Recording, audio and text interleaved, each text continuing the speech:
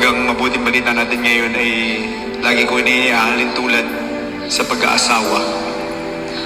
Ang isang taong nag-aasawa, kapag siya naliligaw pa lamang, nakikita niya na napakahalaga ng kanyang papangasawa. Lahat ibinubuhos niya. Pag nagkasundo na sila na sila ay mag-aasawa, ay lahat iniiwanan. Kasi nakakita sila ng higit na mahalaga. Oo, mahalaga ang pamilya, mahalaga mga kapatid, mahalaga magulang. Pero kapag ikaw ay nakakita ka na mapapangasawa, tinuturing mo itong pinakamahalaga. Parang isang kayamanan na nakabaon sa bukid at inyong nakita. Pagbibenta yung lahat ng ari-arian mo para lamang isugal doon sa nakita mong kayamanan. Sa kabila naman ay ito daw yung pearl of great price. Pearl of great price. Yung iyong asawa. Totoo ka? Di ba pag nagpapakasal, binibenta mga hayop, binibenta minsan ng lupa. Bakit? Gagamitin pang pakasal sapagkat iyon yung pinakamahalaga niyang natagpuan, yung pearl of great price. Pero pag daw naman dumating na, minsan ay mga mag-asawa na hindi na po nagkakasundo, minsan ay nagkakasakitan.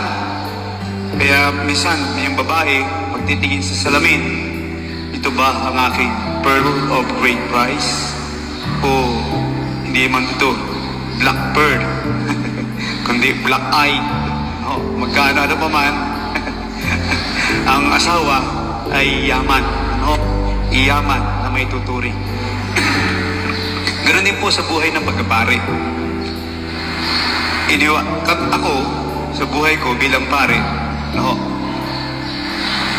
nakita ko na napakahalaga ng buhay ng pagkapare. Kaya ay iniwanan ang pamilya, pikit mata, iwanan ng talagang habang nasa seminaryo, nananaig, alin ba mahalaga, ang mahalaga ba yung pamilya, katrabaho ako para sa pamilya, pero tinalikuran yon.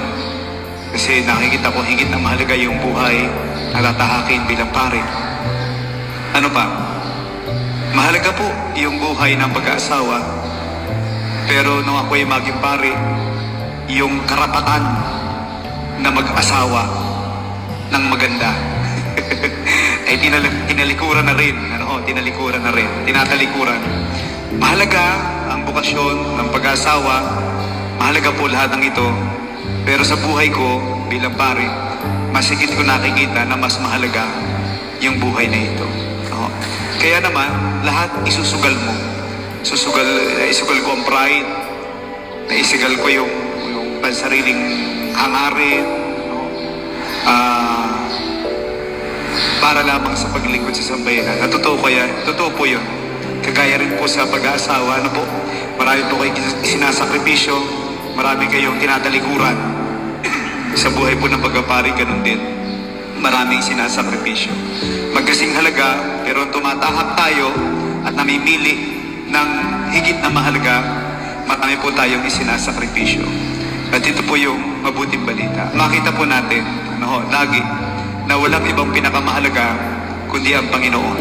Ang Panginoon ang pinakamahalagang kayamanan, ang ating Panginoon, ang ating pearl of great price. Kaya mag-asawa ka, kaya magpari ka, kung anumang tahakin ng bukasyon. Ito ay ginagawa natin dahil sa pagmamahal natin sa Panginoon. Mahal mo ang iyong asawa dahil nagmamahal ka sa Diyos na ipinagkatiwala ito sa iyo. Mahal ko ang aking bukasyon bilang pare dahil sa Diyos, dahil ito ay pinagkatiwala sa akin ng Panginoon, itong bukasyong ito. Kaya sa anumang tahakin natin buhay, ang lagi natin nakikita ay walang iba na pinakamahalaga kundi ang Diyos na ating pinapanginoon, ang Diyos na ating pinupuri, ang Diyos na ating sinasamba. Amen.